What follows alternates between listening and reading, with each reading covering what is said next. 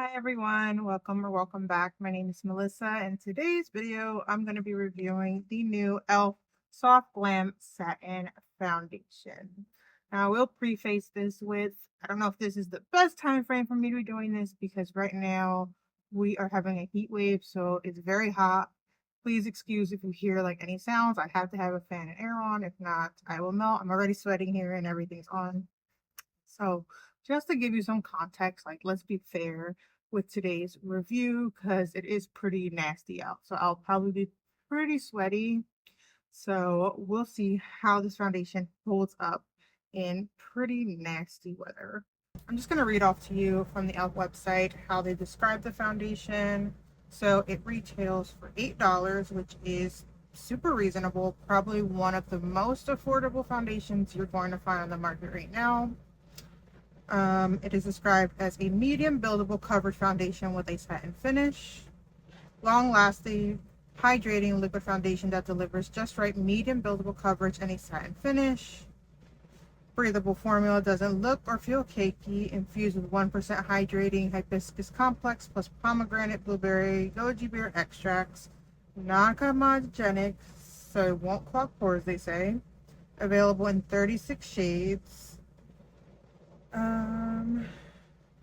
Great for dry, oily skin. Hit that dreamy sweet spot between Full Beat and Bailey there with long wearing medium buildable coverage for only $8. Alright. Sounds good. I have not even opened mine yet. I purchased this in the shade 13 Fair Neutral, hoping it's not too light.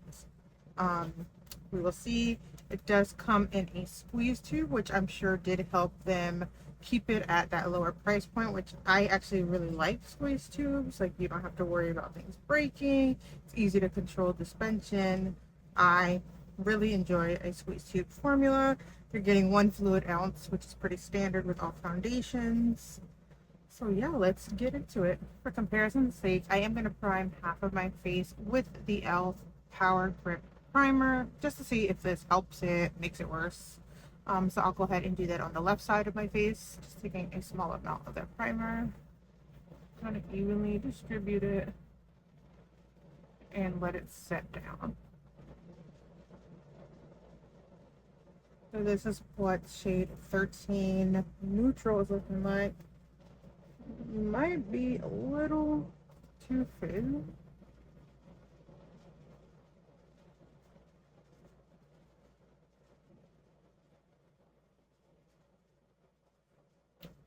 We can make it work with like bronzer and whatnot. I'm gonna first go in with a beauty sponge to apply it to see what sort of coverage we get. And this is the one from Real Techniques.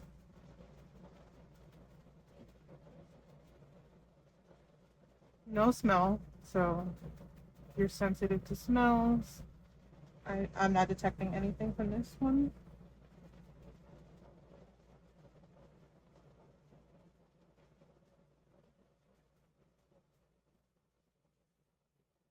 The shade I think is too light.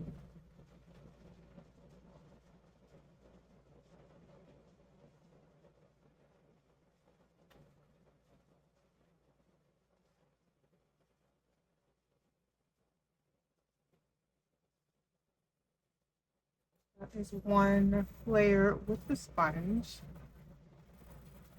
Going in with the Cosmetics Airbrush Blurring Foundation Brush, I'm going to apply it to the other side of the face.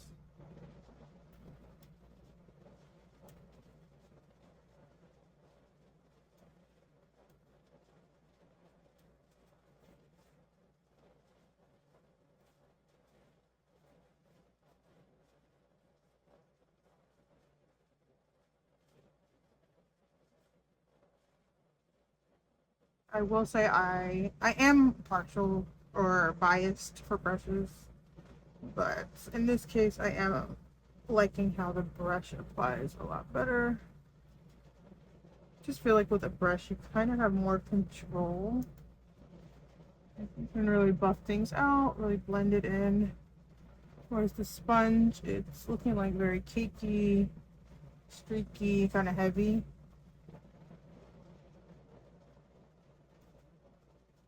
Just gonna go over the full face with a brush just to even things out.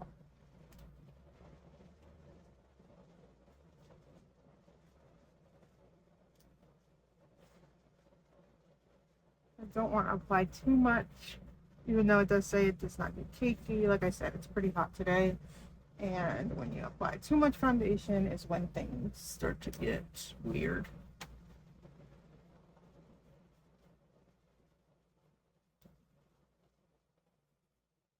Now we've got just like one even layer all over the face.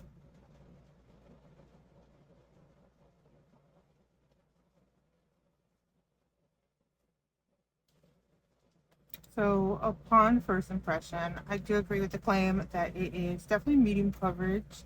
It covered up a good amount of the redness on my skin. I do see the like discoloration or acne I have across my jawline still peeking through. It says it's like not cakey, but I already find it to not look that great on my nose. And if you can see in certain areas on my nose, when I try to blend it, it's just like picking up the product. I can sort of see it sitting on the skin. It doesn't look like seamless, doesn't look very skin-like at all. That is just first impression, so let me go ahead and finish the rest of my face and I'll be right back. So I've gone ahead and finished the rest of my face. For concealer, I went in with the Dior Forever Skin Correct. Set my face with the One Size Translucent Setting Powder. Blush and bronzer came from the Makeup Forever, what is it called? HD Skin Face Essentials Palette.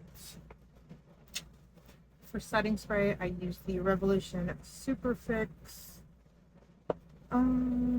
For lips, I have a combination of the Kosas lip oil as well as this Luna Magic lip gloss. On the eyes, I have a few shades from the Natasha Denona Mini Starlet palette, so nothing too crazy. So this is what everything is looking like now with more makeup on top.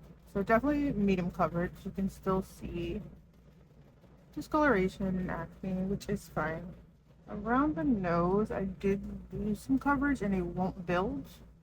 So you can see some redness peeking through. So far, it's looking better than it was upon initial. I feel like it's melted a little bit better into the skin. So yeah, it's currently 1 p.m. Eastern Standard Time, so I will check in with you. And at the end of the day, I will let you see what the makeup is looking like and we'll share some thoughts. So I've had the foundation on for about 3 hours now. This is what it's looking like. I would ignore the bridge of my nose. I do wear glasses, so that area always picks up. Doesn't matter what foundation it is. But there we go. So it's close to 11 o'clock. So I've had this foundation about 9 to 10 hours now. So let's take a closer look to see how it's worn up during the day. So here is like a close-up look of how we're looking. So when it comes around this area of my face, I always give foundations like a break because I do wear glasses, so I have yet to ever try a foundation that doesn't move around with glasses or start to gather wherever your glasses touch. So that is pretty common for all foundations. I will say it looks a little bit shiny, so it could either use like some powder or some touching up. So if you have oily skin,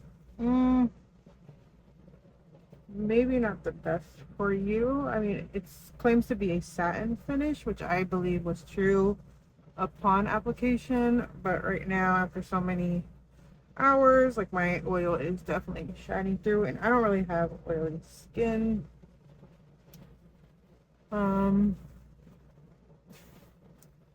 I feel like it kind of disappeared on certain parts of my face. Like I have like acne marks around my chin. I feel like the foundation has kind of worn off completely from those areas.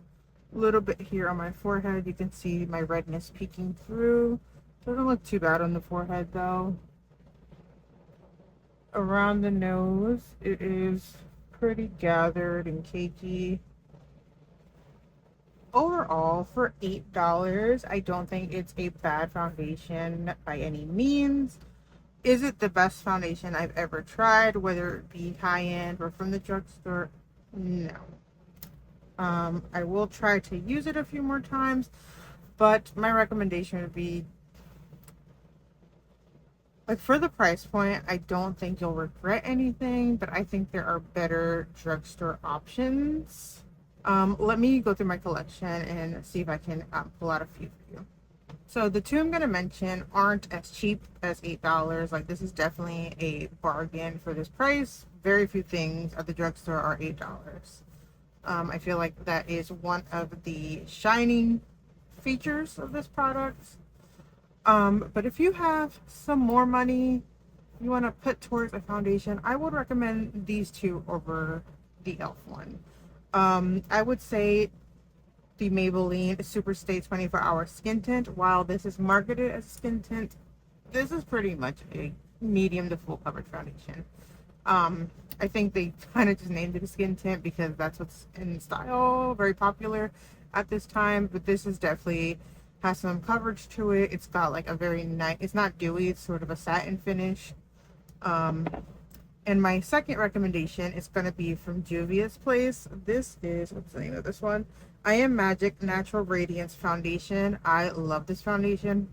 I would say this one has higher coverage than both of these. The finish, it does describe itself as a radiant finish, but it's not something super shiny, super dewy.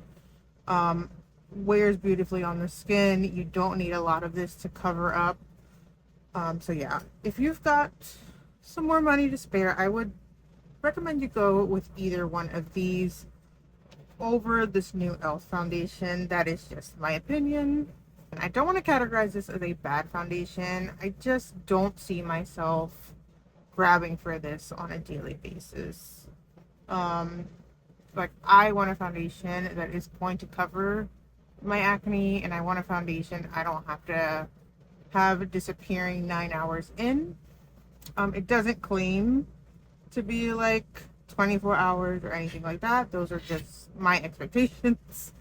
But yeah, I think if you're like on a budget and you want to try it out, go for it. You just lose like $8, but on a scale of 1 to 10, 1 being the worst, 10 being the best, I'd put this probably at a 6. Again, I don't think it was terrible. It looked fine upon application. Just didn't wow me. Seems very average, if I'm being honest. And those are my first impressions, wear test of the new e.l.f. Soft Glam Satin Foundation. Have you tried this foundation out? What are your thoughts? Let me know down below. Don't forget to subscribe, like, share, and let me know in the comments, is this one you're going to be picking up? Are you passing on it? I want to know. Again, $8, it seems like a steal in this economy, but I think if you save a little bit more, you can find better alternatives at the drugstore. Just my opinion. And I just want to thank anyone who takes the time out of their day to watch my videos, support my channel. I really do appreciate you. Yeah, have a good day. See you next time.